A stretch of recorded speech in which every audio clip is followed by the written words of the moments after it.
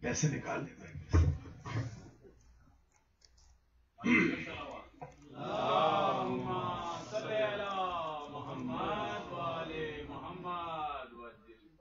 اعوذ باللہ من الشیطان الرجیم بسم اللہ الرحمن الرحیم الحمد للہ رب العالمین بارئ الخلائق اجمعین والعاقبۃ لأہل التقوى والیقین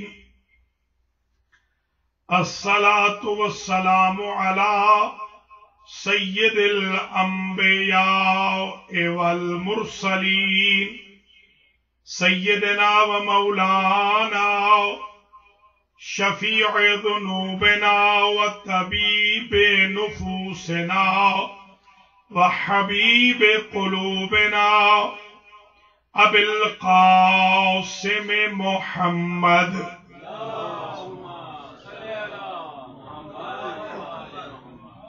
ثم الصلاة والسلام على اہل بیتہ الطیبین الطاہرین المعصومین المنتجبین الذين أذهب الله عنهم الرجس وطهرهم تطهيرا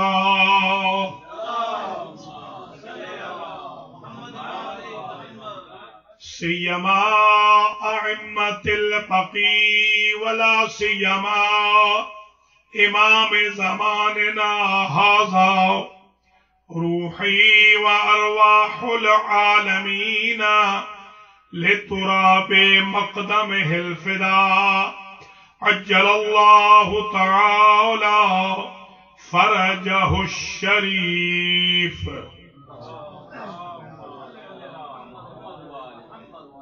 واللعنة الدائمة الباقية على أعدائهم أجمعين من يوم ظلمهم إلى قيام يوم الدين أما بعد فقد قال الله سبحانه وتعالى في كلامه المجيد وفرقانه الحميد وهو أصدق الصادقين بسم الله الرحمن الرحيم يا أيها الذين آمنوا لا تتولوا قوما غضب الله عليهم قد يئسوا من الآخرة كما يئس الكفار من أصحاب القبور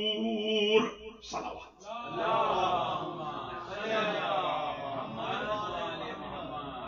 قابل قدر مومنین و مومنات، آج کی مجلس عزا جو بسلسلہ انہدام جنت البقیع القرآن سنٹر اپر ڈاربی پینسلوینیا میں منعقد ہو رہی ہے، اس مجلس کے لیے جو عنوان سخن میں نے منتخب کیا ہے وہ ہے دلائل تعمیر بقیع۔ آج میں اس مجلس میں استدلال کروں گا، دلائل پیش کروں گا، آرگیو کروں گا، پروف دوں گا قرآن و حدیث سے، سیرت انبیاء سے، سیرت النبی سے، سیرت ازواج سے، سیرت اصحاب سے، سیرت اہل بیت سے، کہ اس کی تعمیر کیوں ضروری ہے۔ اس سے قبل میں یہ بتانا ضروری سمجھتا ہوں کہ آج کی جو مجلس اگرچہ ایمرجنسی میں رکھی گئی مگر بحمداللہ کافی مومنین مومنات تشریف لائے ہیں۔ میں نے آج کی یہ نیت کی تھی کہ جتنے مومنین مومنات آئیں گے آج کی مجلس ان سب کے مرحومین مرحومات کے ایصال ثواب کے لیے ہو۔ اور آپ کے جاننے والے ایک مولانا ہیں، مولانا طاہر حسن غدیری صاحب، ان کی نانی کا بھی انتقال ہوا ہے، تو نور بی بی بنت حسین بخش کو بھی اس کا ثواب ہم ایصال کریں گے، اور الحاج ملک محمد اختر صاحب کہ جمی مرحومین مرحومات کو، میرے جمی مرحومین مرحومات کو، ملک صاحب کی زوجہ، میرے گھر والوں کے جمی مرحومین مرحومات کو، ہمارے خرم نقوی کے جمی مرحومین مرحومات کو، ملک نعیم کے جمی مرحومین مرحومات کو، بھائی زین العابدین کے جمی مرحومین مرحومات کو، رفعت مرزا صاحب، سہیل مرزا، ان کے اہل خانہ کے جمی مرحومین مرحومات کو، اور مرزا فیملی کے تمام مرحومین مرحومات کو، ساجد کاظمی صاحب کے مرحومین مرحومات کو، ایم سی صاحب جناب سید حسنین جاوید شاہ جعفری کے مرحومین مرحومات کو، سید رفعت سلطان زیدی کے مرحومین مرحومات کو، سید اسد علی شاہ صاحب نقوی کے مرحومین مرحومات کو، وقار عابد کے مرحومین مرحومات کو، محمد غلام کے مرحومین مرحومات کو، جناب وحید حیدری صاحب کی بیگم صاحبہ کے مرحومین مرحومات کو، اور ملک فیملی کے جمی مرحومین مرحومات کو، اور شیخ عبد الرحمن کے جمی مرحومین مرحومات کو، عباس علی شاہ صاحب کے جمی مرحومین مرحومات کو اللہ اس کا ثواب ایصال فرمائے۔ اس دعا کے ساتھ کہ جتنے مرحومین یہ کہیے، اللہ تعالیٰ سب کے مرحومین مرحومات کی مغفرت فرمائے، اور جو آج کے اپنے کام کاج چھوڑ کے دور نزدیک سے تشریف لائے ہیں، حسین رضا سمیت، اور جو بیویاں ہیں پشت پردہ ان سمیت، خاص طور پہ زمزم زیدی کی والدہ ماہدہ نے بھی آج کی نیاز میں حصہ لیا ہے، زیدی فیملی کے بھی مرحومین مرحومات کو اس کا ثواب جائے، اور جو حاضرین ہیں اللہ تعالیٰ ان سب کو اس کا اجر عطا کرے، کیونکہ یہ مجلس بڑی ہی اہم مجلس ہے، یہ بقی کے مظلوموں کی مجلس ہے۔ تو اب میں تقریر شروع کر رہا ہوں۔ یہ جو مجلس آج میں پڑھ رہا ہوں، ذرا ایک ایک کر کے آپ نے دلائل پہ غور کرنا ہے۔ انشاءاللہ یہ کمپریہنسو ٹاپک بھی ہے اور بڑا بینیفیشل مٹیریل بھی ہوگا، اور اس کو آپ بعد میں دوستوں کے لیے استعمال بھی کر سکتے ہیں۔ ایک ایک کر کے ہم نے دلائل کو گننا ہے۔ پہلی دلیل جو قرآن مجید سے ہم پیش کر سکتے ہیں کہ جنت البقیع کو تعمیر ہونا چاہیے، پہلی دلیل یہ ہے کہ اللہ سورہ ممتحنہ میں ارشاد فرما رہا ہے 13ویں آیت میں، 60ویں سورت ہے 13ویں آیت، اور اللہ فرما رہا ہے یا ایھا الذین آمنوا لا تتولوا قوما غضب اللہ علیہم، اس قوم کو فالو مت کرو، اس قوم سے محبت کی پینگے نہ بڑھاؤ کہ جن پر اللہ کا غضب آ گیا، جو مغضوب علیہم ہے۔ بارہلا کون ہے مغضوب علیہم؟ قد یائسوا من الآخرت، مغضوب علیہم وہ ہیں کہ جو آخرت سے ایسے ہی مایوس ہو چکے ہیں، کما یائس الکفار من اصحاب القبور، جیسے کافر قبروں والوں سے مایوس ہو چکے ہیں۔ لیجئے پہلی دلیل یہ آ گئی کہ نہ آخرت سے مایوس ہونا، نہ قبروں والوں سے مایوس ہونا، اصحاب القبور سے مایوس نہیں ہونا، یہ پہلی دلیل آ گئی۔ آخرت بھی آئے گی، اصحاب القبور بھی آئیں گے، یہی لکھا ہے ہر کتاب میں کہ قبروں والے آئیں گے، جو آئیں گے ان سے تو مایوس نہیں ہونا، اور جو زندہ ہے قبروں میں ان سے کیسے مایوس؟ یہ پہلی دلیل ہے کہ جنت البقیع کو تعمیر ہونا چاہیے، ورنہ ہو جائیں گے مایوس، اور مایوس ہوتا ہے کافر۔ تو اگر مایوسی سے بچنا ہے تو تعمیر کر دیجئے، یہ پہلی دلیل ہے۔ دوسری دلیل ارشاد ہو رہا ہے کہ بسم اللہ الرحمن الرحیم سورہ تکاثر میں الہاکم التکاثر حتی زرتم المقابر، تمہیں کثرت کی خواہش نے تمہیں غافل رکھا اور تمہیں ہوش اس وقت آئی جب تم نے مقابر کی زیارت کی۔ اب میں آپ سے یہ پوچھتا ہوں، ہر تفسیر میں لکھا ہے کہ مقابر سے مراد ہے قبریں، کہ تم نے قبروں کی زیارت کی۔ اب جو میں نے ڈکشنریز کھولی عربی کی تو کسی ڈکشنری میں قبر کی جمع مقابر نہیں، بلکہ ہر ڈکشنری میں قبر کی جمع قبور ہے، مقبرہ کی جگہ مقابر ہے۔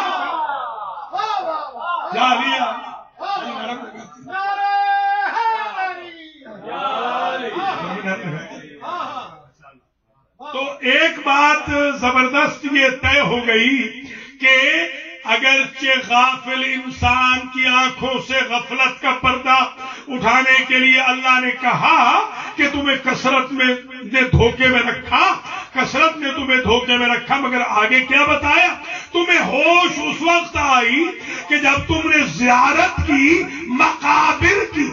تو اب دو چیزیں مجھے سمجھ میں آئی ہے، مقابر جمع ہے مقبرہ کی اور زیارت کرنے والا ہے مردہ۔ ذرا سمجھے ذرا، مقابر جمع ہے مقبرہ کی۔ یہاں مقبرہ کون سا ہے؟ عام انسان کی قبر کو اللہ کہہ رہا ہے مقبرہ۔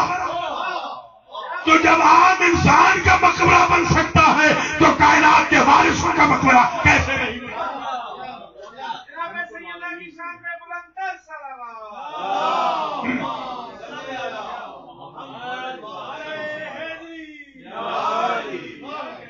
یا تو یہ دوسری دلیل میں یہ بات سمجھ میں آئی، یا ایک بات اور سمجھ میں آئی کہ تم جب جاؤ گے مر کے تو تم زیارت کرو گے مقبروں کی، تو پتہ چلا تم قبرستانوں میں دفن ہونے سے پہلے مقبرے دیکھو گے۔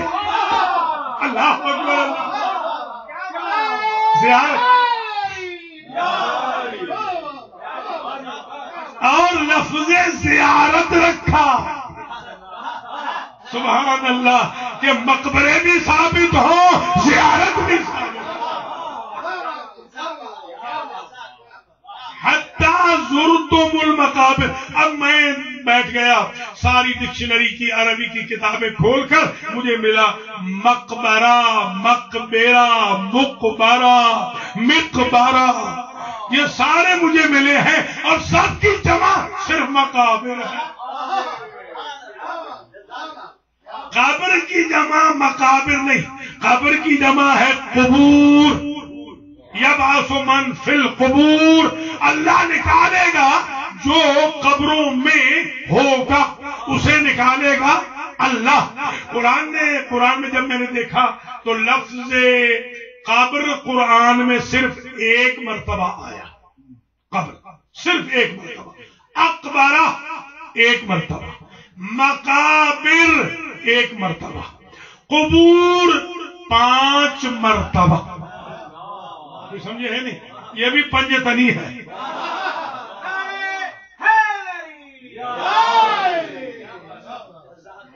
تو اب سمجھ میں آ گئی ایک بات کہ قرآن مجید میں خدا کہتا ہے ثم اماتہ فاقبرہ، اس سے پہلے گزر گیا ثم السبیل یسرہ۔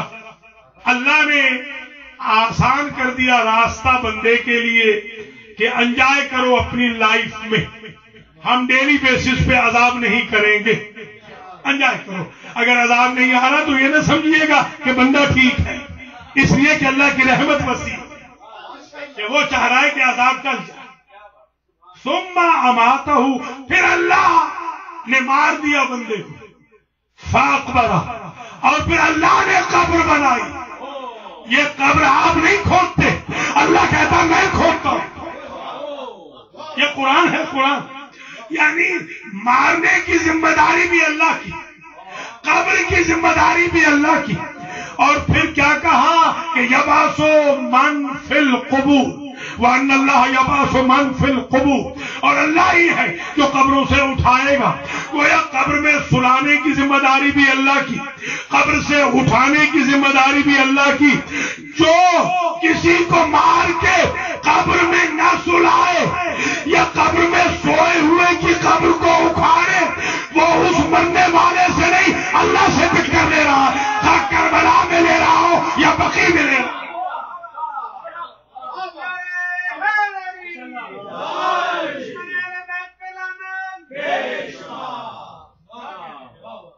یہ دوسری دلیل ہو گئی کہ بقیع کو تعمیر ہونا چاہیے.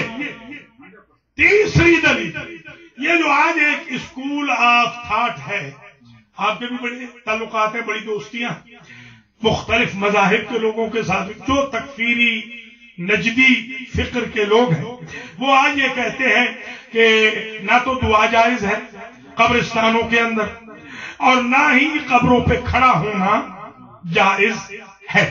آج آپ کو اس مجلس کے بعد اندازہ ہوگا تیسری دلیل میں کہ یہ کیوں کہتے ہیں. یہ تیسری دلیل گنتے ہیں، تیسری دلیل چل رہی ہے کہ کیوں کہتے ہیں کہ قبر پہ کھڑے نہ ہو. ایک جگہ قرآن نے کہا، اللہ نے اپنے حبیب سے کہا ہے کہ آپ کے لیے قبر پہ کھڑے ہونا حرام ہے. سمجھے ذرا، اللہ نے حبیب سے کہا، کہاں وَلَا تُصَلِّ عَلَىٰ أَحَدٍ مِّنْهُمْ مَاتَ أَبَدًا وَلَا تَقُمْ عَلَىٰ قَبْرِهِ. اے میرے حبیب، آج مر گیا ہے وہ بندہ کہ جو جنگ تبوک سے بھاگ آیا تھا، ان میں سے کوئی بھی مرے نہ ان کے لیے دعا کرنا نہ ان کی قبر پہ کھڑے ہونا.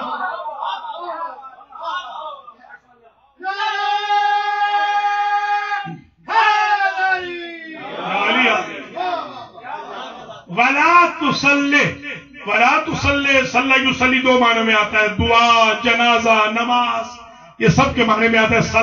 صلوات کو بھی کہتے ہیں، صلات دعا کو بھی کہتے ہیں. اصل میں صلات دعا کے لیے تھا، جنازہ دعا، کیونکہ جس میں سجدہ نہ ہو وہ نماز نہیں ہوتی. یہ نماز جنازہ حقیقت میں دعا ہے، تبھی تو بغیر وضو کے بھی پڑھی جا سکتی ہے، ورنہ نماز تو بغیر وضو کے نہیں.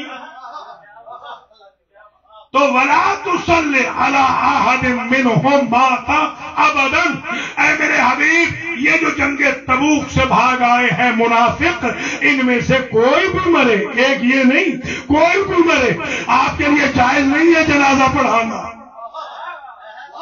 آپ کے لیے جائز نہیں ہے دعا کرنا، آپ ان کے لیے ہاتھ نہیں اٹھا سکتے، اور ان میں سے کسی منافق کی قبر پہ کھڑے بھی نہیں ہونا. تو بھیا منع کیا تھا منافقوں کی قبروں پہ، آپ نے اہل بیت کی قبریں کہاں سے تھا؟ منافقوں کی قبروں پہ نہ کھڑے. ہم کب کہہ رہے ہیں، ہم کب کہہ رہے ہیں کہ منافق کی قبر پہ آپ کھڑے ہوں؟ نبی کے لیے حرام ہے تو آپ کے لیے تھوڑی جائز ہوگا. ہم کب کہہ رہے ہیں کہ منافق کے لیے آپ دعا کریں؟ اگر آپ اپنے بزرگوں کو منافق سمجھتے ہیں تو نہ ان کو فاتحہ پہنچے گا نہ درود پہنچے گا. اللہ اکبر.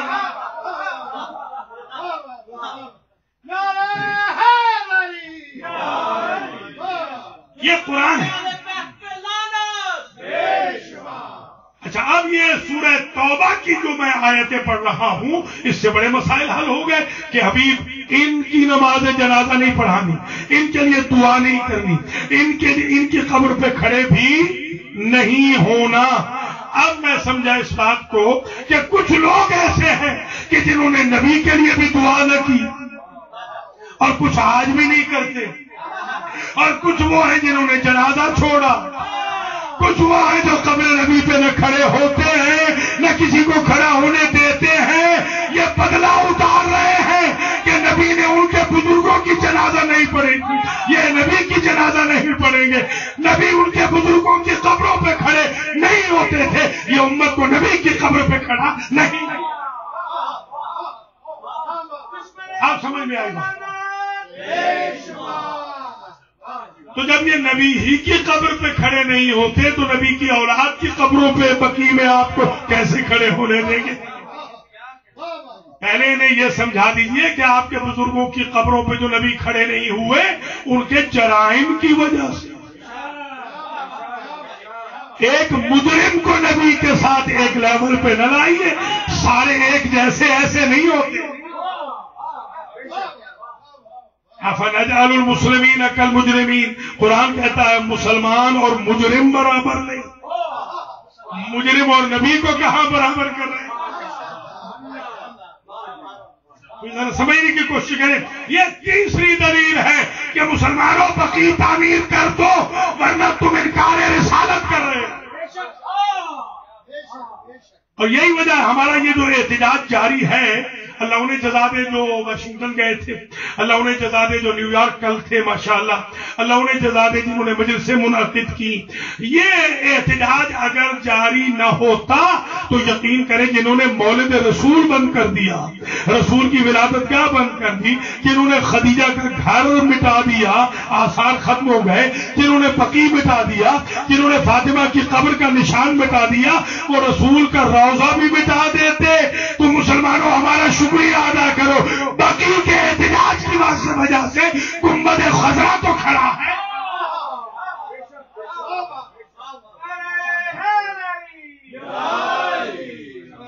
یہ ہو گئی تین۔ اچھا، تیسری دلیل کے بعد چوتھی دلیل، اگر قبر کا نشان بنانا کسی بھی شریعت میں منع ہوتا تو کسی نبی کی قبر ہمیں معلوم ہی نہ ہوتی۔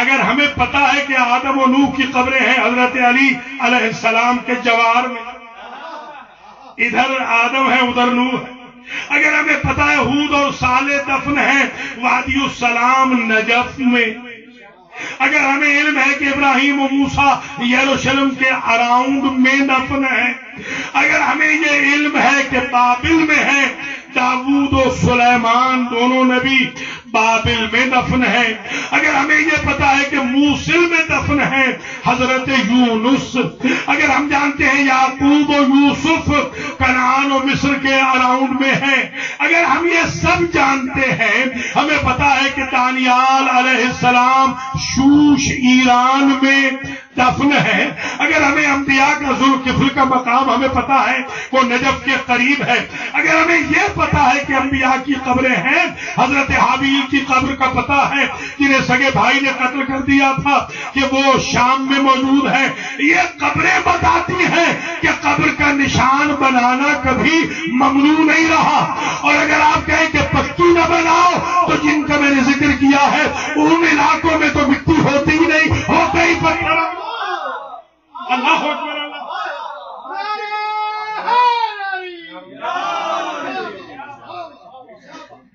تو آپ انڈیا کے ساتھ کیوں کمپیئر کر رہے ہیں اس سرزمین کو؟ وہاں تو نہ ریت ہوتی ہے اور نہ مٹی ہوتی ہے، وہ تو بنے گی تو پتھروں سے ہی بنے گی۔ یہ ہو گئی چار دلیل۔ اللہ آپ کو سلامت، اللہ تعالیٰ آپ کو بڑی عزت دے۔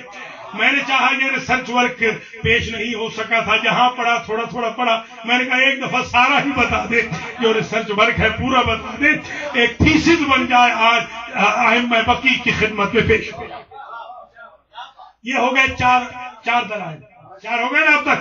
اب پانچویں دلیل جو میں آپ کی خدمات عالیہ میں عرض کرنا چاہتا ہوں، یہ جو میں پانچویں دلیل پڑھ رہا ہوں میں نے اپنی کسی کتاب سے نہیں، یہ سب اہل سنت کی کتابوں سے پڑھ رہا ہوں۔ اہل سنت نے لکھا اول من دفن فی البقیع کان عثمان ابن مظعون رضی اللہ تعالی عنہ صاحب رسول اللہ و احب رسول اللہ من اصحابہ۔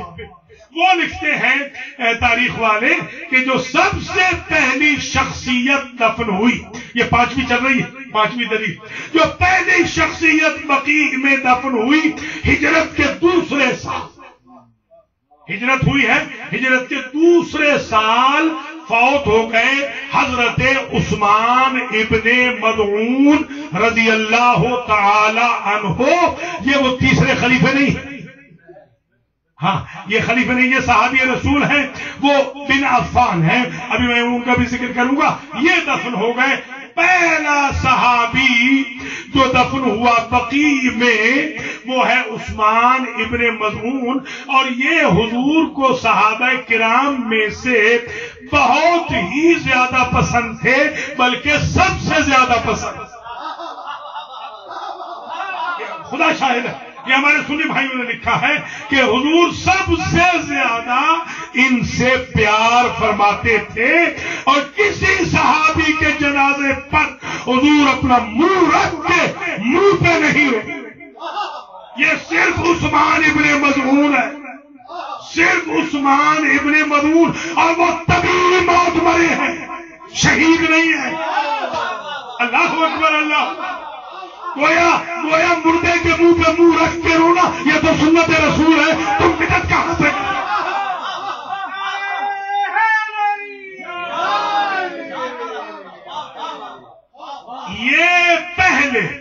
یہ پہلے صحابی ہیں کہ جو وہاں پر دفن ہوئے، اور ان کو دفن کیا خود حضور نے اپنے دست مبارک سے۔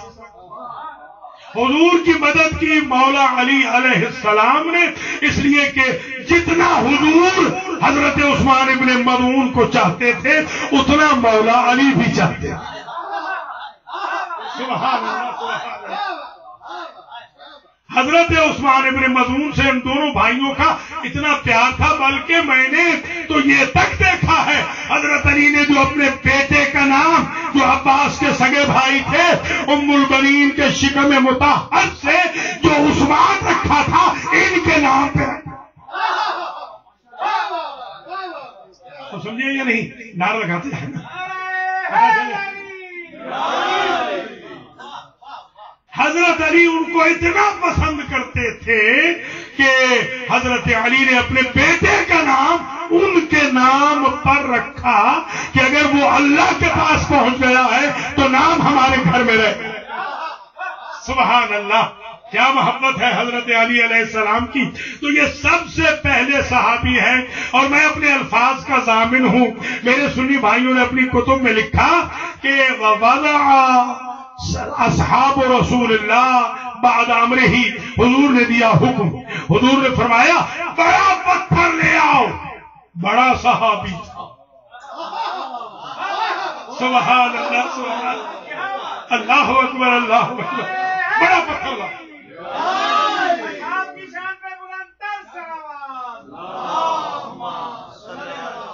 بڑا صحابی تھا، بڑا پتھر اٹھا کے لے آؤ۔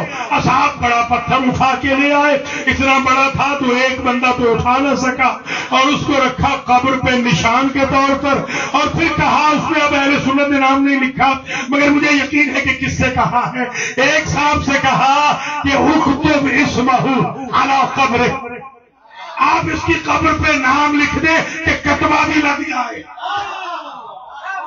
اللہ اکبر، اللہ اکبر۔ یہ کتبہ غریب شام کے دور تک لگا رہا،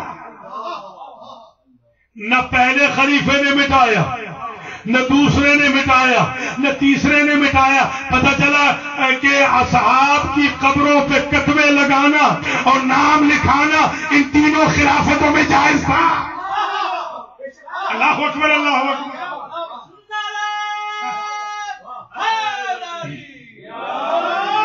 اور اہل سنت نے تو ایک عجیب بات اور لکھ دی، کان رسول اللہ یزور قبر عثمان ابن مظعون، حضور عثمان ابن مظعون کی قبر کی زیارت کرتے تھے۔ خدا نہ سمجھو مسلمانوں، اگر صحابی کی قبر کی زیارت تو جہاں کا سرکار کر سکتا ہے تو ان پیاروں کی زیارت ہم گنہگار کریں۔ اللہ اکبر، اللہ۔ 5 دلائل آ گئے، 5 دلائل آ گئے کہ باقی کو تعمیر کر دو، وہ کتبہ لے آؤ نبی والا، ورنہ یہ نبی کی توہین ہے، یہ شیعت کا ایشو نہیں ہے، یہ نبوت کا ایشو ہے۔ نبی نے لگایا ہے کتبہ، تم کون ہوتے ہو کتبہ ہٹانے والے؟ اور پھر کتبہ کس نے ہٹایا؟ اگر آج سن لیا تو اندازہ ہو جائے گا، کتبہ اس نے ہٹایا کہ جس نے بی بی عائشہ کو قتل انہوں نے خود لکھا، ان کی کتاب سے عرض کر رہا ہوں. غریب شام نے کتبہ ہٹایا کیسے؟ کہا اسے مٹاؤ اور اس پہ لکھو ھذا قبر عثمان ابن عفان. قبر تھی عثمان ابن مظعون کی، لکھوا دیا قبر پہ لکھو عثمان ابن عفان. پتہ چلا کہ حاکم شام کے زمانے میں بھی کسی کا کتبہ جائز تھا لکھنا. چلیے نام ہی بدلا ہے نا، نام بدل دیا، کتبہ لکھنا تو انہوں نے بھی ممنوع نہیں قرار دیا. گویا یہ سنت رسول تھی کہ قبر پہ پتھر بھی رکھو، قبر پہ نام بھی لکھو، قبر کی زیارت بھی. یہ تو سنت رسول تھی. یہ تم کس بات کے اہل سنت؟ یہ جو کھڑے ہیں وہاں بقی میں روکنے والے، تم کس بات کے اہل سنت ہو؟ سنت رسول تو زیارت قبر اصحاب ہے، اور اصحاب ہے، توجہ رہے، اصحاب ہیں. ظاہر ہے اصحاب یا ازواج جتنے بھی بزرگ ہوں وہ اہل بیت سے تو افضل نہیں ہے. اصحاب کی قبروں پہ زیارت جائز ہے، حضور فرماتے رہے. اچھا یہ ہو گئے کتنے دلائل؟ 5. چھٹی دلیل سن لیجئے کہ حضرت ابراہیم علیہ السلام فرزند رسول اکرم صلی اللہ علیہ وآلہ وسلم 8 سال کے بعد فوت ہو. پورے 8 سال کے بعد ان کی عثمان ابن مظعون کی وفات میں اور حضرت ابراہیم کی وفات میں 8 سال کا ڈسٹنس. جب 8 سال کے بعد حضور کا بیٹا مر گیا، ابراہیم علیہ السلام جب دنیا سے چلے گئے تو حضور نے پھر پوچھا، حضور نے کہ سرکار یہ بتائیے کہ انہیں کہاں دفن کریں گے؟ تو فرمایا فی البقیع، بقیع میں چلو دفن کریں گے. جیسے ہی حضرت ابراہیم دفن ہو گئے تو حضور نے پتھر اٹھایا اور نشانی کے طور پہ ابراہیم کی قبر پہ رکھا. تو وہ پتھر تم نے کیوں ہٹایا؟ جب تم قبر کا پتھر ہٹا سکتے ہو تو خلیفہ بھی ہٹا سکتے ہو.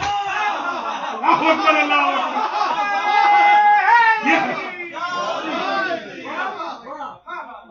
یہ بات بہت دور جا رہی ہے.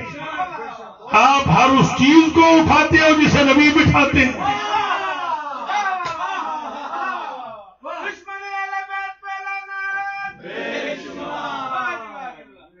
تو یہ ہو گئے دلائل 6 دلیلیں ہو گئی کہ تعمیر کرو تو پتھر لے آؤ نبی والا، ویسا نہیں تو خود رکھو پتھر، کیونکہ نبی نے فرمایا تھا پتھر رکھو. اور واللہ اس کتاب میں جس میں میں نے دیکھا یہی لکھا ہوا ہے میرے بھائیوں کی کتاب میں کہ نبی نے کہا پتھر رکھو تاکہ ابراہیم کی زیارت ہو.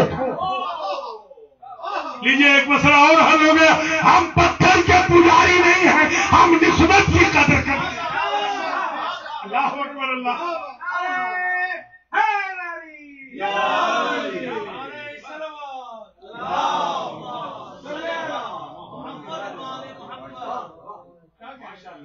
تو یہ کتنے دلائل ہو گئے؟ 6 ہو گئے. 7ویں دلیل جنت البقیع کی تعمیر کی. یہ بھی میں حیران ہوں، یہ بھی اہل سنت سے میں نے شیعہ نے نہیں لکھا، اہل سنت نے لکھا کہ جو کانا قبر امت رسول اللہ ام علی ابن ابی طالب زوجت عمران ابی طالب فی نہایت مقبرت بقیع. نبی نے اپنی چچی فاطمہ بنت اسد الہاشمیہ کی، مادر علی کی، زوجہ ابو طالب کی قبر بنائی کارنر میں جہاں بقیع ختم ہو جاتا ہے. اہل سنت کے نزدیک وہی ہے. اب جائیے اللہ آپ کو لے جائے بقیع میں. اہل سنت یہ کہتے ہیں کہ علی کی ماں کی قبر وہ آخر میں ہے، حلیمہ سعدیہ کی بھی قبر کے بعد آخر. انہوں نے کہا، یہ جملہ خاص توجہ سے سنیے گا، کانا بقا علی قبر امت رسول اللہ. رسول کے زمانے میں حضور کے اپنے حکم سے ایک بقا بنایا گیا تھا، ان کی چچی اماں کی قبر پہ ایک قبہ بنایا گیا. لیجیے مسئلہ اور یوں جام گیا. لفظ قبہ موجود ہے, لفظ مقبرہ بھی موجود ہے بقی کے لیے, لفظ قبہ موجود ہے چچی اماں کے لیے. حضور کے حکم سے صاحبان بنایا گیا. ترجمہ کرنے والوں نے لکھا صاحبان بنایا گیا, اس چچی نے مجھے صاحبان دیا تھا, میں اسے صاحبان دوں گا کہ دھوپ میری چچی اماں کی قبر تک نہ پہنچے. سبحان اللہ, سبحان اللہ, کیا کہیں. حضور نے اپنے پیراہن میں کفن دیا چچی اماں. پوری تاریخ عالم و آدم میں کوئی ایک اور ہستی ثابت کیجیے جس کا کفن رسول کا پیراہن بنا ہو سوائے مادر علی. صرف اور کسی کا نہیں. اور حضور قبر میں لیٹے دفن سے پہلے اور کہا یا ایھا الارض, زمین ہوشیار میری ماں آ رہی. سمجھے ذرا. اور 70 تکبیریں جنازے کی حضور نے یا جعفر طیار کے جنازے پہ پڑھی, جعفر طیار کے جنازے پہ 70 تکبیریں پڑھی تھی نماز پڑھنے والوں نے, یا پھر حضور نے پڑھی چچی اماں کے جنازے پہ 70 تکبیر. 4 والوں کا احترام ہو, 70 والوں کا احترام.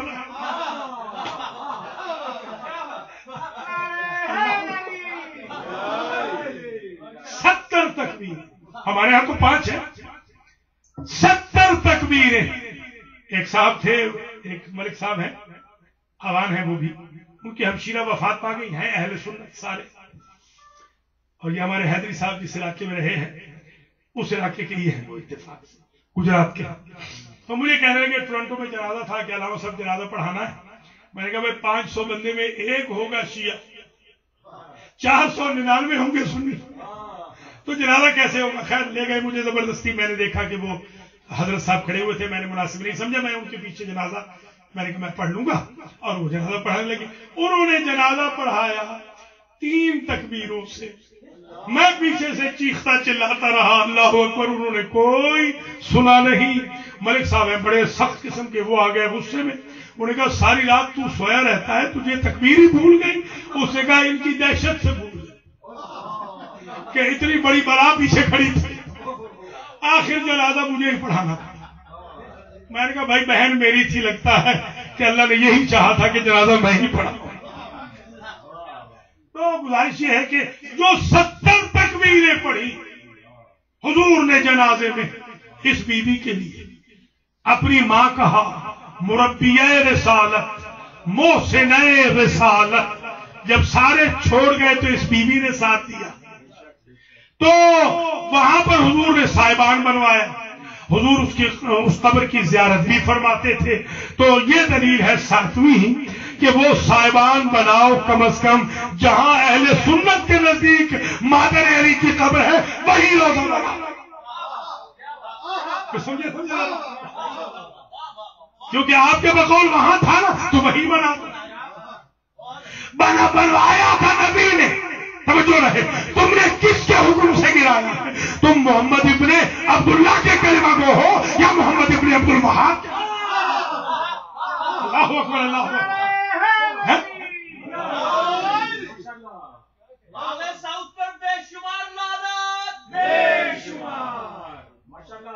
یہ ہو گئے 7 دلیلیں ہو گئیں.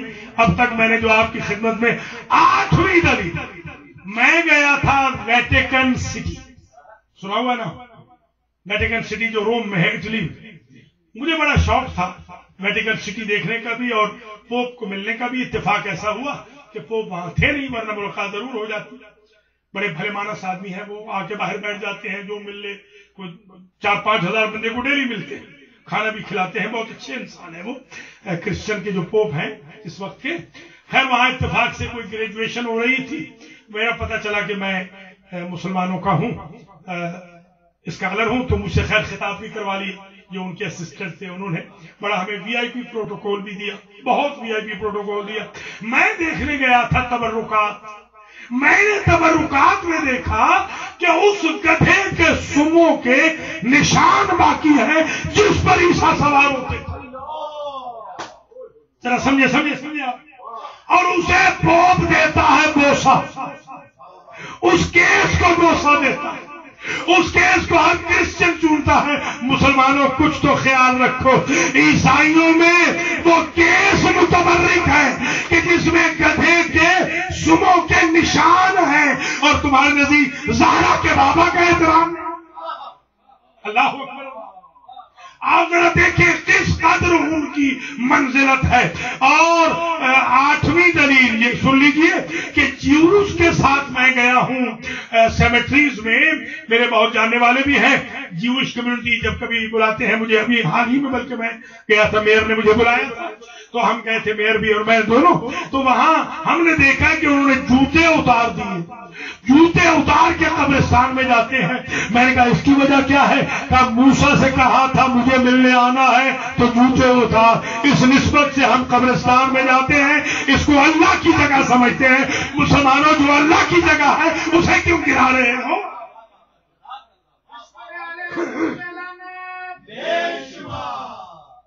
یہ 9 دلیلیں ہو گئی اب تک جو میں نے آپ کی خدمات عالیہ میں پیش کی. 10ویں دلیل سن لیجیے. تھک تو نہیں گئے؟ تھکے تو بس کر دو.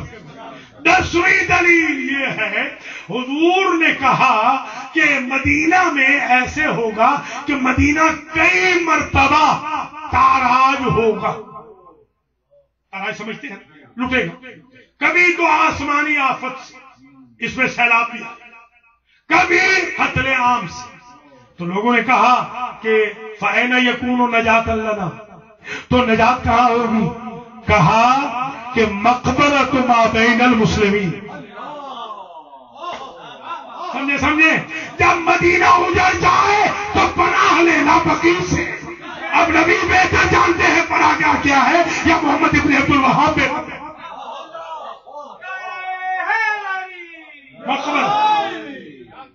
مقبرۃ ما بین المسلمین، فرمایا آسمانی آفت ہو یا زمینی ہو، اہل مدینہ کو پہنچے گی، بقیع تک پانی بھی نہیں جائے. سمجھے اللہ. بقیع تک پانی، آپ کو پتا ہے نا وہ عباسیوں نے پانی چھوڑا تھا قبر حسین اور وہ حائل میں رک گئے. یہ ہستیاں وہ ہیں، یہ اہل بیت وہ ہیں کہ جن کو پانی بھی تکلیف نہیں دیتا، جانور تکلیف نہیں دیتے ان ہستیوں کو. تو یہ 10 دلیلیں ہو گئی کہ مقبرہ کا لفظ حضور نے خود استعمال فرمایا. مقبرہ کا لفظ. 11ویں دلیل کہ تعمیر ہونا چاہیے. یہ صرف شیعوں کا ایشو تو ہے بالکل. جب یونس علیہ السلام کی قبر کی، روضے کی، اب موصل پتہ نہیں گئے یا نہیں گئے، میں وہاں گیا ہوں، میں نے زیارت کی. جب موصل عراق میں داعش نے گرایا تھا روضہ حضرت یونس کا، اور روضہ گرایا تھا حضرت یونس کے ساتھ دفن اصحاب کا، نیک لوگوں کا، اور قبر کی تھی توہین. تو اس وقت ساری دنیا کے مسلمانوں نے بشمول سعودی عرب کے احتجاج کیا تھا اور کہا تھا کہ یہ نبی کی توہین ہے. میں یہ پوچھنا چاہتا ہوں کہ موصل میں یونس کا روضہ گرے تو نبی کی توہین ہے، بقیع میں خاندان رسول کے روضے گرے یہ کتنی عزت کی جا رہی. میں نے کوشش کی.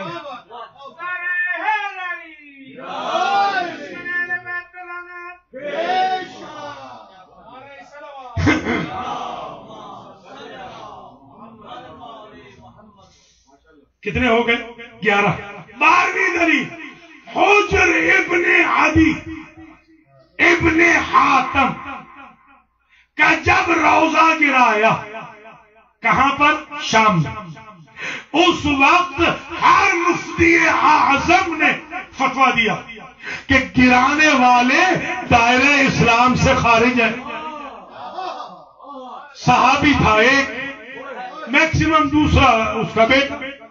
تو 2 صحابیوں کا روضہ گرانے والے تو کافر ہیں جنہوں نے 10,000 صحابیوں کی قبر مٹا دی بقیع میں، وہ مسلمان.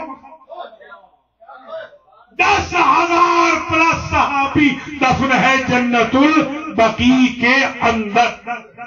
अहले सुन्नत को चाहिए 10,000 प्लस, अहले सुन्नत को चाहिए वो असहाब की वजह से आ जाए।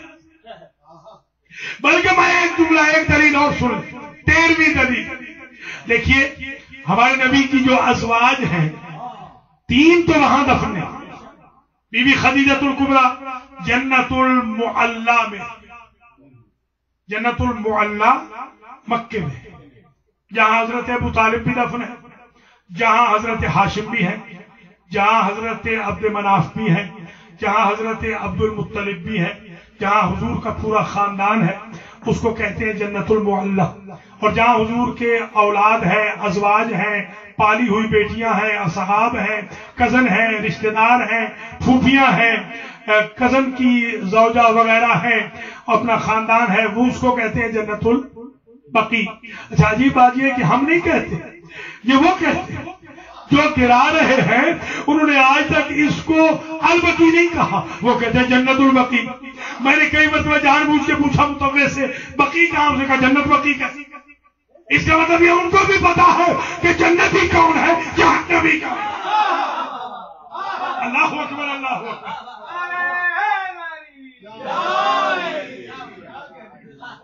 वो जन्नतुल मुअल्ला, ये जन्नतुल बकी। अब आ गई 14वीं दलील।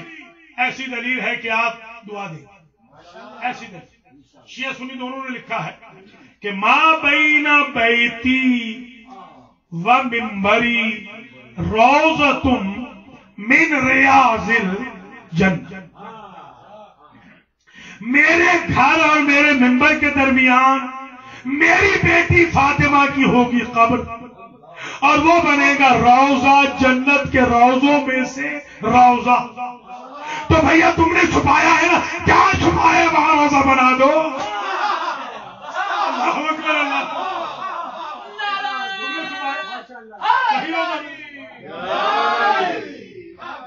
रौजा तो बनाना पड़ेगा, जहां चाहो बना लो। बल्कि तुमने 3 जगह कहा तो 3 रोजे बनाओ, बकी में भी बनाओ, घर में भी बनाओ, माँ बहन बैठी व मिंबरी भी बनाओ। रोजा तो बनाना पड़ेगा। ये रोजा है मिन रियाज़िल जन्नत। ये 14 दलीलें हो गई। 15वीं दलील, ये ऐसी दलील है कि इस पर कोई मुफ्ती, कोई आलिम एक एतराज नहीं कर सकता।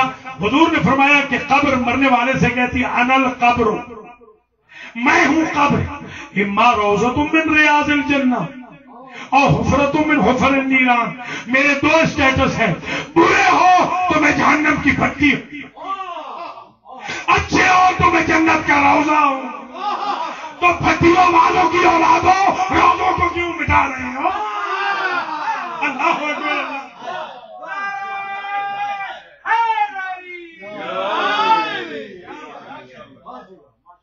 ये 15 दलीलें हो गई।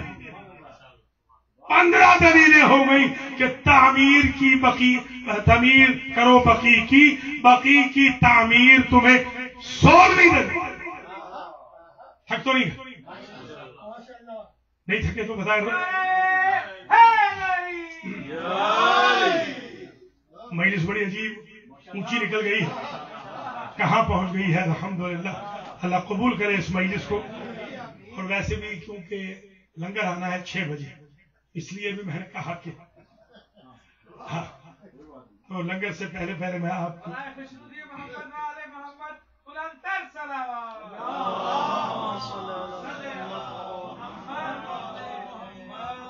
बस अब आपकी ज़हमतों को मैं तमाम कर रहा हूं। 16वीं दलील ये कि तामीर बकी होनी चाहिए, जन्नतुल बकी की तामीर होनी चाहिए। 16वीं दलील ये है कि जब अभी ये जो शाह अब्दुल्ला मरे थे, आपने देखा होगा यूट्यूब पे, उन्होंने कब्र का निशान भी बनाया, कब्र का नाम भी लिखा, खड़े हो के बाकायदा फातिहा भी पढ़ा। तो शाह अब्दुल्ला का फातिहा जायज है, तो जो कायनात के बादशाह हैं उनकी कब्रों के फातिहा, जो कल की बात है ना ये तो। یہ دلیل تو بالکل کل کی دلیل ہے، 17ویں دلیل، 17ویں دلیل، یہ جا کے تحقیق کر لیجئے گا۔ میں نے کوئی 80s میں جو کچھ لکھا تھا، میں نے اتفاق سے وہ انڈیا سے کسی نے مجھے ای میل کر دیا، تو اس سے میں متاثر ہو کر یہ تقریر تیار کی، کہ 80s کی لکھائی ہے میری، جی ہاں۔ تو اس پر ایک میری کتاب بھی ہے، جلدی آئے گی انشاءاللہ، جنت البقیع پہ پوری کتاب لکھی 500 صفحے کی۔ اسی کتاب کے سمے پہلے 4-5 صفحے پڑھ رہا ہوں آپ کی خدمت، پہلے 4-5 صفحے یہ پڑھ رہا ہوں۔ تو جو 17ویں دلیل ہے وہ بڑی قیامت کی دلیل، وہ یہ ہے کہ اہل سنت نے لکھا کہ یہ جو حمودی نے بھی اسے لکھا، اور بھی بڑے دلائل، بڑی کتابیں لکھا کہ سیرت اور تاریخ کی کتابوں میں تواتر سے یہ لکھا گیا کہ جب حضرت نوح علیہ السلام کے ایک پڑپوتے تھے، ان کا نام تھا املاق، عین کے ساتھ اور قاف 2 نقطے والے، انہوں نے سب سے پہلے سرزمین یثرب پہ قدم رکھا، وہ آئے سب سے پہلے، اور انہوں نے بنائے یہاں پر لگائے درخت، کیونکہ یہاں ویرانہ تھا، درخت لگائے، جھنڈ لگائے۔ تو بقیع کہتے ہیں دراصل جھنڈ، جی ہاں، بقیع کا معنی ہوتا ہے جھنڈ۔ وہ ٹیلا، وہ اونچا سا ٹیلا، خود ٹیلا اسے کہتے ہیں، وہ اٹھی ہوئی جگہ، اسی کو قبہ کہتے ہیں عربی میں، وہ قبہ کہ جس پر درخت بھی زیادہ ہو اور ان کی جڑیں دور تک جائیں، اس کو کہتے ہیں بقیع۔ تو ابھی بھی آپ سمجھے نہیں کہ جسے اللہ نے ہی اونچا بنایا ہے،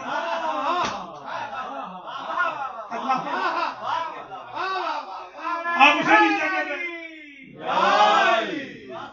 آج بھی دیکھ لیں، آپ کو سیڑھیاں اوپر چڑھ کے جانا پڑتا ہے، حضور کے روضے پہ سیڑھیاں چڑھتے ہیں، یہ تو حضور کے روضے سے بھی اونچا ہے، تو حضور نے منع نہ فرمایا کہ میری قبر نیچے ہوگی، ذرا غور کریں، حضور نے نہ کہا، حضور کی طبیعت خوش ہوئی تو کوئی بات نہیں، میری آل دفن ہو رہی ہے نا، تو چاہے میں نیچے ہوں نماز میں اور آل اوپر ہو،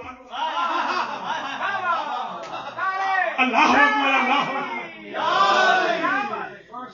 دودھ توڑتے وقت میں نیچے رہوں علی اوپر رہے، فرق نہیں پڑتا۔ یہ ہو گئے 17 دلیل، 18ویں دلیل، بس میں اس سے آگے نہیں جاؤں گا، آج 18 ہی بیان کروں گا۔ 18ویں دلیل آج جو میں بقیع کی تعمیر ہونی چاہیے جو دے رہا ہوں، یہ بھی اہل سنت نے لکھا ہے، ہمارے یہاں بھی اہل سنت نے لکھا کہ جب الاٹمنٹ ہوئی نا، حضور جب آئے۔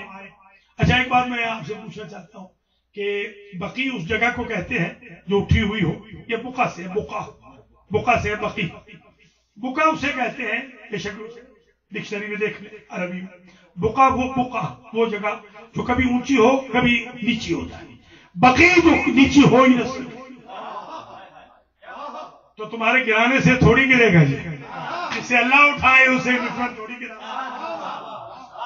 بقیع کہتے ہی اسے ہیں جو ہمیشہ اٹھی، ہمیشہ اٹھی جگہ کو بقیع کہتے ہیں۔ تو یہ بقیع ہوگی، اور اس میں تھے درخت، اور درختوں کی جڑیں، درختوں کی شاخیں ہوتی ہیں اور ان کی جڑیں ہوتی ہیں۔ تو گویا اس قبرستان میں بھی اصول بھی آئے ہیں، 4 امام، فروع بھی آئے ہیں، اصحاب و ازواج، شاخیں بھی آئی۔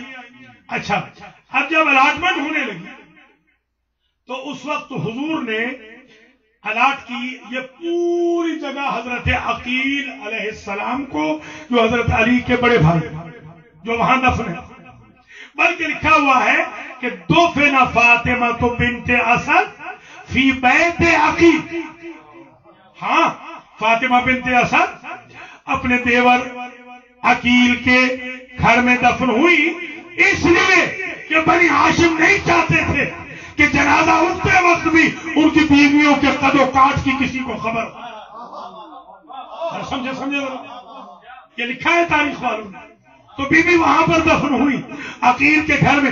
تو یہ بقیع سارا کا سارا گھر ہے عقیل کا۔ اب میں پوچھتا ہوں کہ اگر شاہ سعودی عرب کے گھر میں کوئی تقریب کرے تو وہ تو دہشت گرد ہے، علی کے بھائی کے گھر میں جو تقریب کر رہا ہے وہ امن پسند ہے۔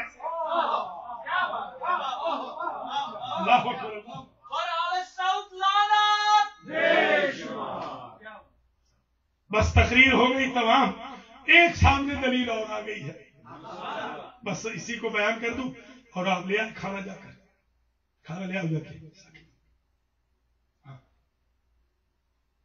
تو بس میں آپ کی زحمتوں کو ختم کر، ماشاءاللہ بڑا آپ نے ساتھ دیا، اللہ کریم آپ کا ساتھ دے۔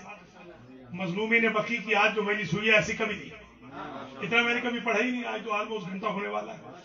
الحمدللہ رب العالمین، اللہ کریم آپ کو اس کا اجر دے گا۔ میں بقی کے صدقے میں آپ کے رزق میں اضافہ ہوگا، بیماریاں ختم ہوں گی، حادثات سے نجات ہوگی، مرحومین کی مغفرت ہوگی، اور آپ حضرات و خواتین انشاءاللہ خوش و خرم رہیں، اور جن کی اولاد نہیں اللہ انہیں اولاد دے گا۔ ہمارے ملک وحید حیدری کو، حسنین شاہ کو، سہیل مرزا کو، مولانا وسیم عباس کو، چودھری محمد رضا گجر کو اللہ تعالیٰ زندگی والے بیٹے عطا فرمائے گا، خرمیہ کو بھی اللہ تعالیٰ زندگی والا بیٹا عطا فرمائے گا، اور جتنے بھی بھائی بہن یہاں بیٹھے ہیں آج جو مجلس میں آئے دور نزدیک سے، جنہوں نے تبرک میں بھی حصہ لیا ہے، تشریف لائے ہیں، نعرے لگائے ہیں، خوشی کا اظہار کیا ہے آل محمد کے ذکر کے وجہ انشاءاللہ میرے صاحب کو بھی اللہ تعالیٰ ان کی بھی جو حاجت شرعی ہے، حوائج شرعی ہے، وہ پوری فرمائے انشاءاللہ۔ تمام بھائیوں کی جو حاجات ہیں، جنہیں اولاد دی ہے اللہ ان کی اولاد کو نیک کرے، ہم سب کا خاتمہ علی الخیر ہو، ہم سب کو حج و زیارات نصیب ہو، عمرہ ہمیں نصیب ہو، کربلا جانا ہمیں نصیب ہو، محمد وآل محمد کی ولایت ہماری نسلوں میں باقی رہے، عزاداری حسین کے چراغ ہمارے گھروں میں جلتے رہے، ہماری بچیوں کے سروں پر چادر فاطمہ کی عصمت کا سایہ ہو، ہمارے بچوں کے سروں پر سیرت علی اکبر کا سایہ ہو، ہمارے بزرگوں کے سروں پر سیرت حبیب ابن مظاہر کا سایہ ہو۔ القرآن سینٹر کو دن دوگنی رات چوگنی اللہ ترقی عطا فرمائے۔ جتنے سادات و مومنین مومنات آئے ہیں آج کوئی بھی یہاں سے خالی نہ جائے۔ آج کی مجلس بڑی عجیب منزل پہ پہنچ گئی ہے، 19ویں دلیل سن لیں اور میں آپ سے اجازت لوں۔ بسم اللہ کے حرف کتنے ہیں؟ 19۔ جہنم کے شعلے کتنے ہیں؟ 19۔ جہنم کے شعلے دفع دور ہو جائیں گے، اور بسم اللہ کے 19 کے 19 موکل ہماری مدد کریں۔ 19 میں ختم کر رہا ہوں۔ 19ویں اور آخری دلیل آج اس سال کی، اگلے سال اور 19 پڑے گی، زندگی ہے تو انشاءاللہ۔ آخری دلیل اس سال کی یہ ہے کہ یہ قبریں جو رسول کی ازواج جو قبریں چھپائی جائیں، کیونکہ جنت البقیع میں آپ کو تو علم ہے حضرت عباس ابن عبد المطلب، حضرت فاطمہ بنت اسد الہاشمیہ، حضرت امام حسن مجتبیٰ، حضرت امام زین العابدین، حضرت امام محمد باقر، حضرت امام جعفر صادق، بی بی فاطمہ بنت حزام کلابیہ ام البنین، مادر عباس صفیہ عاتقہ، دونوں پھوپھیاں حضور کی 3 بیویوں کو چھوڑ کے ساری بیویاں، اور حضور کی 3 ربائب جو پالی ہوئی بیٹیاں تھیں حضور کی، جو آپ جانتے ہیں ان کے ناموں سے بھی واقف ہیں، زینب، کلثوم، رقیہ، یہ، اور ان کے علاوہ حضرت عقیل خود، حضرت زینب کے شوہر عبداللہ ابن جعفر طیار، حضرت ابراہیم ابن رسول، حضرت اسماعیل ابن امام صادق، اور حلیمہ سعدیہ، حضرت عثمان ابن مظعون، شہدائے بدر، شہدائے احد، 10,000 اصحاب سے متجاوز اصحاب، اور 100 سے متجاوز بیویاں اور اہل بیت، جن میں ام کلثوم بھی ہیں، بی بی رقیہ بھی ہیں، فاطمہ کبریٰ وغیرہ، یہ ساری وہاں پر دفن ہیں۔ جناب لبابہ بھی وہیں پہ ہیں، رباب بھی وہیں پہ ہیں، جناب لیلہ بھی، یہ سب بیویاں وہیں پہ دفن ہیں۔ قبرستان ایک ہی تھا، اور 1437 سال میں 2 مسلمان مرتا رہا، 1436 سال میں وہیں دفن ہوتا رہا۔ پہلا جنازہ جب 2 کو اٹھا تو اب 1436 سال ہو گئے ہیں، جتنے مسلمان مر رہے ہیں وہیں دفن ہو رہے ہیں۔ تو یہ صرف شیعوں کی توہین نہیں، بلکہ یہ رسول کی بھی توہین ہے، خاندان رسول کی بھی، اصحاب کی بھی، ازواج کی بھی، ربائب کی بھی، رسول کی پھوپھیوں کی بھی، علی کی ماں کی بھی، علی کی زوجہ کی بھی، اصحاب کی بھی، اور مسلمانوں کی۔ یہ توہین تو سب کی ہے، یہ سب مسلمانوں کو چاہیے کہ وہ پروٹیسٹ کریں۔ اور اب میں آخری دلیل جو دے رہا ہوں وہ یہ ہے کہ حاکم شام نے قتل کرایا بی بی عائشہ کا، لہذا ان کی قبر کہیں ہے ہی نہیں۔ آپ سے میں ایک سوال کرتا ہوں، حضور کے والد اور والدہ دونوں مدینے میں دفن ہیں، آپ حج پہ گئے کہیں قبر دیکھی ہے؟ تو حضور کے والد والدہ سے کیا دشمنی ہے؟ ابوا میں جگہ موجود ہے، ماریہ قبطیہ کی قبر موجود ہے، کیوں نہیں نشان رکھا گیا؟ وہاں موجود ہے. بی بی خدیجہ کی قبر موجود ہے, تیسری ونڈو ہے لیفٹ سے گرین والی جنت المعلی میں. کیوں نہیں وہاں؟ اس کی ایک وجہ ہے, انہوں نے کچھ حرکتیں ان کے بزرگوں نے ایسی کی کہ وہ ان پہ پردہ ڈالنا چاہتے ہیں کہ اگر ان کی قبر ازواج کی بتا دی تو بی بی عائشہ کی قبر بھی ڈھونڈنی پڑے گی, وہ تو زندہ درگور ہوئی تھی. سمجھے انہیں تو ان صاحب نے کنواں کھدوا کے مارا تھا نا چونے کی بھٹی کے اندر, جنہوں نے مولا علی کو قتل کروایا, انہوں نے بی بی عائشہ کو بھی قتل کروایا. تو کہیں ایسے نہ ہو کہ ان پہ لعنت شروع ہو جائے جنہیں ہم رضی اللہ عنہ ہیں. یہ ہے یزید کے بعد پر یہ اصل وجہ ہے جس وجہ سے انہوں نے حضور کی ازواج مطہرات کی خبریں بھی مٹا دی, مسمار کر دی. ہم تو اس اسکول کو مانتے ہیں, حضور نے کہا اپنی ماں کی قبر کا بوسہ دو, جنت کی دہلیز کا بوسہ ہو. ہم تو اس مذہب کے ماننے والے ہیں, ہم اس سنت رسول کے ماننے والے ہیں. ارمان تو اس بات کا ہے کہ جنہوں نے کائنات کو سب کچھ دیا ان کے ساتھ کیا کیا؟ رسول کی اکلوتی بیٹی کو قتل کر دیا. اللہ اکبر. یہ ظلم جو انہوں نے کیے ہیں اور ان کے آباء و اجداد نے, یہ تو قابیل نہ کر سکا. قابیل نے قتل تو کر دیا حابیل کو, مگر دفن تو کیا. اللہ اکبر. ذرا غور کریں, رسول کی بیٹی کفن میلا نہیں ہوا رسول کا, اور رسول کی بیٹی مار دی, اور علی کو مجبور ہو کر 7 جگہ نشان قبر بنانے پڑے. کتنی بڑی حرمت ہے سادات کرام. آپ کی دادی کی قبر کا نشان آج تک موجود ہی نہیں کہ کہاں. اللہ. پھر مولا علی کی نشان قبر کا نشان بھی امام حسن حسین نے مٹا دیا. آپ نے خود کہا امام صادق نے ظاہر کیا. اور کتنے مظلوم ہیں یہ میاں بیوی دونوں, اور پھر کتنے مظلوم ہیں دونوں شہزادے. ایک کے جنازے پہ تم نے زہر ہلاہل سے مارنے کے باوجود تیر مارے, تم سیر نہ ہوئے. کیا وہ تیر کافی نہ تھے کہ اب تم نے بلڈوزر چلا دی؟ اللہ. اور چھوٹے شہزادے کا لاشا تو 3 دن تک تبتی رہتی میں پڑا رہا. ماشاء اللہ. اللہ سوائے ہمیں آل محمد کے کسی غم میں نہ رولا. مجلس تمام ہو رہی ہے, بس ایک جملہ ذرا بقی کا سنتے جائیں. بقی میں تو وہ دفن ہے کہ جس کے جگر کے ٹکڑے کٹ کٹ کے باہر آئے تھے, اور مادر قاسم سے کہا تھا میری بہن زینب آتی ہوگی, میری بہن سے ذرا یہ ٹکڑے چھپا دے. اللہ اکبر. یا تو وہ دفن ہے جو 37 سال کربلا کے بعد میرا مولا زین العابدین زندہ رہا مگر کسی نے مسکراتے نہ دیکھا. پانی سامنے آتا تو چیخ نکل جاتی, کھانا سامنے آتا تو کربلا یاد آ جاتی. اگر کوئی قصاب ذبح کر رہا ہوتا جانور کو تو کلائی پہ ہاتھ رکھ کے کہتے بھائی تو نے پہلے پانی پلایا تھا, اور جب وہ کہتا ہم جانور کو پیاسا ذبح نہیں کرتے. وہ باقر علوم کی قبر آپ نے بلڈوز کر دی. انہوں نے 10 سال مینا میں مجلس کرائی تھی حسین غریب کی اپنے باغ کی آمدنی سے, تاکہ ظالم و مظلوم کا پتہ ان کو بھی چلے جو احرام میں ہوتے. اللہ اکبر. تم نے صادق آل محمد کی قبر مٹا دی جنہوں نے تمہارے اماموں کو پڑھایا. یہ احسان کا بدلہ دے رہے ہو. وہ امام جو مجلس میں بیٹھتے تھے غریب کی تو تھاڑے مار کے روتے.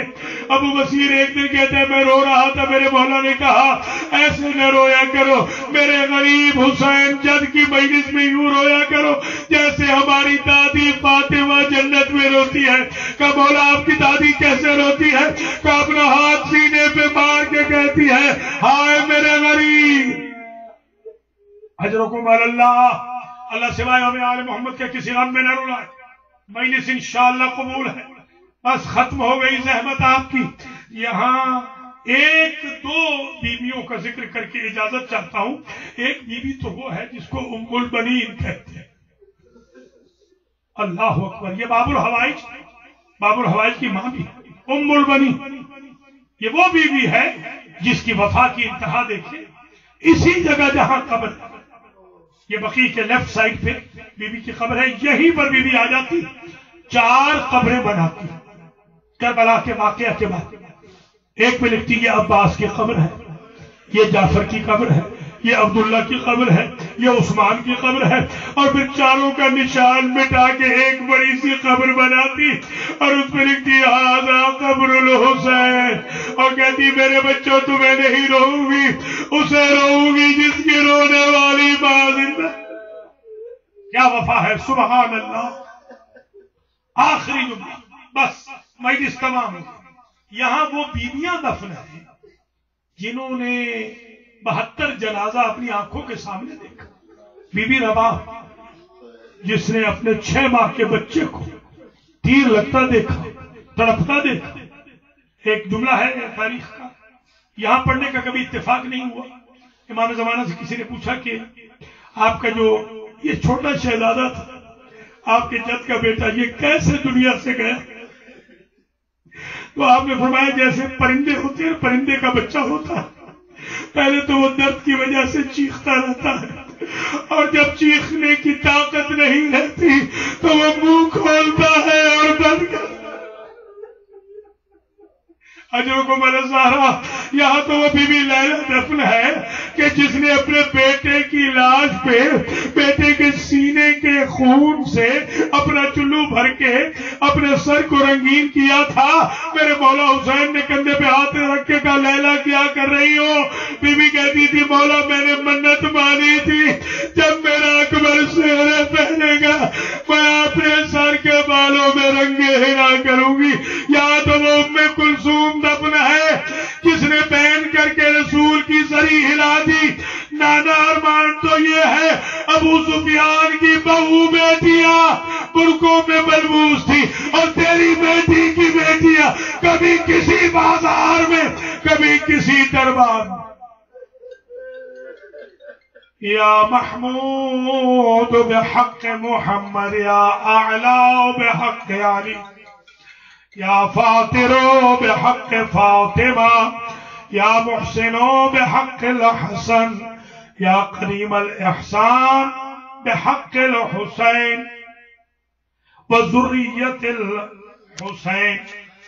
سیما امام زماننا ھذا ولا سیما مدفون بقی، اللہم تقبل منا ھذا العزاء وابعث ثواب هذا المجلس الى ارواح المنظورين سيما المتعلقين لهؤلاء الحاضرين والحاضرات، ولا سيما الى روح المرحومة المغفورة نور بی بی بنت حسین بخش، اللهم اغفر ذنوبهم وارحم على احوالهم واحشرهم مع النبي واهل بيته الطيبين، اللهم اجعلهم عندك في اعلى عليين واخلف على اهلهم في الغابرين وارحمهم برحمتك يا ارحم الراحمين، اللهم اجعلنا من مؤسسي البقيع والمعلى، اللهم اجعلنا من حجاج بيتك الحرام والزوار ذريح الحسين عليه السلام في الدنيا، وسبب وذریعۃ للشفاء الحسین یوم البرود۔ پروردگار اس تبسم کو اپنی بارگاہ میں قبول و منظور فرما، پڑھنے سننے والوں کو جزائے خیر مرحمت فرما۔